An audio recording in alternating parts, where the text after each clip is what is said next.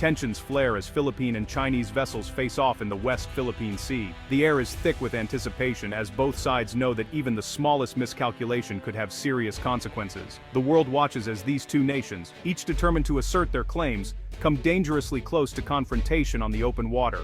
The BRP Andres Bonifacio, a Philippine Coast Guard ship, faces down a much larger Chinese Coast Guard cutter at dawn. The golden light of sunrise glints off the waves, illuminating the stark contrast between the two vessels, one representing a nation fighting to defend its territory, the other projecting the might of a regional superpower. The tension is palpable, as the crews prepare for whatever may come next. Suddenly, the Chinese vessel broadcasts a warning, its voice booming across the water. "You are in Chinese waters, leave immediately." The message is clear and uncompromising, echoing the official stance of Beijing. For the Filipino crew, it's a familiar threat, one they have heard many times before, but each time it carries the weight of possible escalation. The Filipino captain stands firm, replying with calm determination that they are within the Philippines' exclusive economic zone. His voice, steady and unwavering, asserts the nation's rights under international law. The crew listens intently, knowing that their leader's resolve is all that stands between them and a potential crisis. The standoff is tense and dangerous, a daily reality for those on these contested waters. Every crew member is on high alert, scanning the horizon for any sign of aggression. The tension is not just between ships, but within each sailor, as they grapple with the uncertainty of what might happen next. The Chinese ship edges closer, water cannons at the ready, trying to intimidate the smaller Philippine vessel. The threat is not just symbolic. A blast from those cannons could damage equipment, injure crew, or escalate the situation further. The Filipino crew stands their ground, refusing to be cowed by the show of force. Despite the danger, the Filipino crew holds their ground, escorting a resupply boat to the BRP Sierra Madre, a rusting outpost on Ayungin Shoal. The mission is critical. Without these supplies, the small detachment stationed on the outpost would be isolated and vulnerable. Each trip is a lifeline, and every successful delivery is a small victory in a much larger struggle. This grounded ship is a symbol of Philippine sovereignty, and protecting it is a matter of national pride. The BRP Sierra Madre, though battered by time and the elements, stands as a defiant reminder of the Philippines' claim to these waters.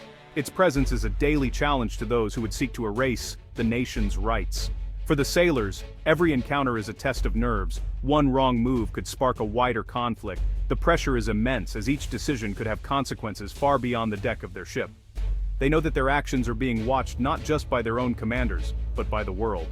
The world sees only grainy videos, but for those on board, it's a heart-pounding reality.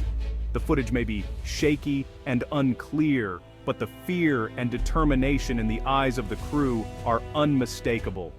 These moments, captured on camera, are just a glimpse of the daily risks faced by those on the front lines of this maritime dispute. The ships circle each other, their movements tracked by command centers in Manila and Beijing. Every maneuver is analyzed, every radio transmission recorded. In distant offices, military and political leaders weigh their options, knowing that a single incident could shift the balance of power in the region. This is more than a territorial dispute. It's a clash of national narratives and pride. For both countries, the West Philippine Sea is not just a stretch of water, but a symbol of sovereignty, history, and identity. The flags that flutter in the wind are more than just fabric. They represent the hopes and dreams of millions. As the sun sets, the Chinese vessel finally pulls back, but everyone knows this is only a temporary pause. The tension does not dissipate with the fading light. It lingers, a reminder that the conflict is far from over. Both sides know that tomorrow will bring another test of resolve. The standoff will resume tomorrow. As dawn breaks, the ships will return to their positions, ready to repeat the same dangerous dance.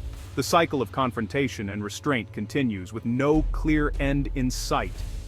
For now, the fragile peace holds. The crew breathes a collective sigh of relief, knowing that they have once again defended their nation's claim. But beneath the calm surface, the struggle for the West Philippine Sea endures, shaping the lives of those who call these waters home. For Filipino fishermen, the West Philippine Sea is more than just a body of water. It is their lifeblood, a source of food, income, and tradition passed down through generations. Every sunrise, they set out in their small wooden boats, braving the unpredictable waves and the vast expanse of the sea, hoping for a good catch to bring home to their families. But in recent years, this lifeline has also become a source of fear and anxiety. The once familiar waters now hold new dangers, and every trip out to sea is shadowed by uncertainty. Generations have fished these waters, relying on the bounty of the sea to sustain their communities. But now, they face constant harassment from foreign ships, an intrusion that disrupts their way of life and threatens their future. Fishermen tell harrowing stories of being chased across open water, their nets slashed and destroyed, and being blasted with powerful water cannons by Chinese vessels. These encounters are not just frightening, they are dangerous, sometimes leaving boats damaged and fishermen injured. Their work, once a daily routine, has become a dangerous gamble. Every journey is a risk, and the threat of confrontation looms over every catch. Many are forced to abandon their traditional fishing grounds, pushed away by intimidation and fear. This has led to dwindling catches, shrinking incomes, and growing uncertainty about how they will provide for their families. The human cost is visible in the worried faces of coastal communities. Families gather on the shore, anxiously awaiting the return of their loved ones, never certain if the day will end in relief or heartbreak.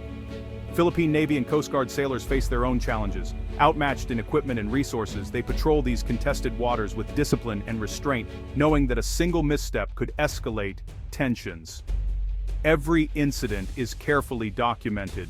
Photos, videos, and reports become crucial evidence for diplomatic protests and international appeals. Their vigilance is a quiet but vital defense. Their mission is clear: uphold the law, protect their country's rights, and avoid provoking a fight that could have far-reaching consequences.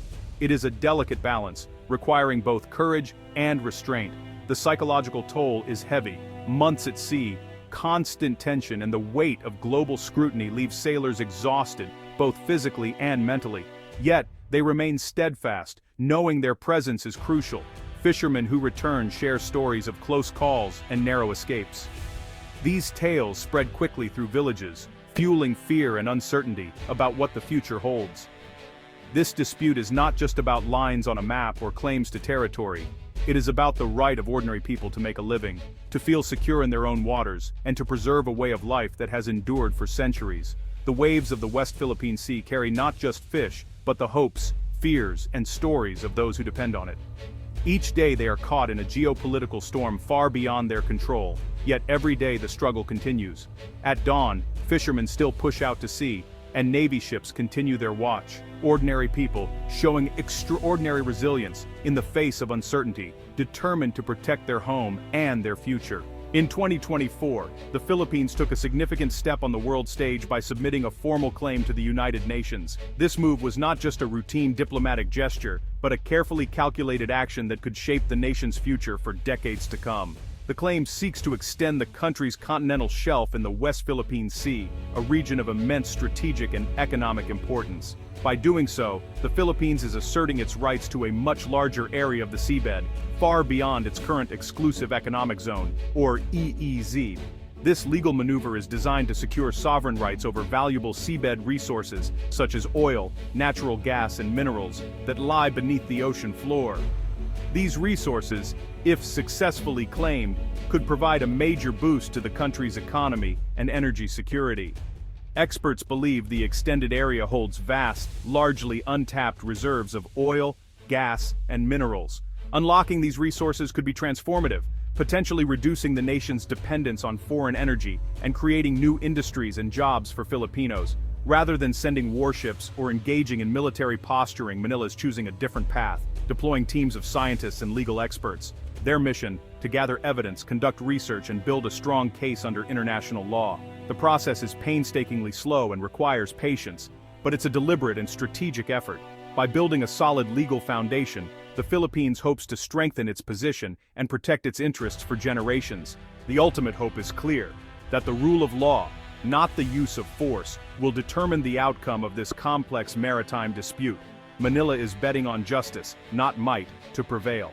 As the world's eyes turn to this unfolding legal battle, the Philippines stands firm, determined to defend its rights peacefully and lawfully. The outcome could set a precedent for maritime disputes everywhere. China swiftly rejected the Philippines' extended shelf claim, calling it illegal. Beijing's stance is rooted in its sweeping 9-dash line, claiming nearly the entire South China Sea. China argues its rights are historical, predating modern international law. This puts China at odds with UNCLOS, which it signed but interprets selectively. China enforces its claims with Coast Guard and maritime militia, turning maps into reality. Harassment of Philippine vessels and island building are part of this strategy. The result, a standoff between international law and China's assertion of historical rights. For Beijing, might makes right. For Manila, the fight is for legal recognition. The West Philippine Sea is a global economic artery. 1/3 of maritime trade passes through here. Instability could disrupt supply chains and spike global prices. The US and allies conduct patrols to uphold freedom of navigation and challenge China's claims. The region's untapped oil and gas reserves add to the stakes. This is more than a local dispute. It's about the future of the rules-based order. If international law is ignored here, it sets a dangerous precedent worldwide. The world is watching closely. The fate of these waters could shape global peace and security. The stakes are high for everyone. China operates in the gray zone, coercive tactics that stop short of open war. Its Coast Guard and maritime militia swarm disputed areas, harassing Philippine ships and fishermen. The Philippines counters with transparency, releasing footage of Chinese actions to the world. Manila has strengthened alliances, especially with the US, and increased joint patrols. Other partners, Japan, Australia, Canada, are stepping up support. The message, the Philippines is not alone. The struggle is as much about global perception as it is about territory. In 2016, the Permanent Court of Arbitration ruled in favor of the Philippines, invalidating China's 9-dash line. The ruling affirmed Philippine rights to resources in its exclusive economic zone. China rejected the decision and continued its activities, ignoring the tribunal. The Philippines holds legal truth but lacks the power to enforce it. The dispute now centers on law versus might. The ruling's echo remains powerful in global opinion. Rising tensions have realigned alliances across the Indo-Pacific. The US-Philippines alliance is stronger than ever, with joint patrols and expanded military cooperation. The Mutual Defense Treaty now explicitly covers attacks on Philippine vessels in the South China Sea. The Philippines is also building ties with Japan, Australia, and others. These partnerships provide training, equipment, and diplomatic support. A web of security agreements complicates China's calculations. Southeast Asia is now a key arena in the US-China rivalry. Smaller nations must balance security with economic ties to China. Diplomacy is more important than ever. The regional balance of power is shifting. The ultimate goal is peace, not conflict. The risk of miscalculation at sea is ever present. Diplomacy and open communication are essential to prevent escalation. A binding code of conduct for the South China Sea is urgently needed. International support for the Philippines reinforces the rules-based order. The path forward requires deterrence and dialogue, strengthening defense while keeping talks open. The hope, a future where the West Philippine Sea is a zone of peace, governed by law. The world's united voice can help make that future possible.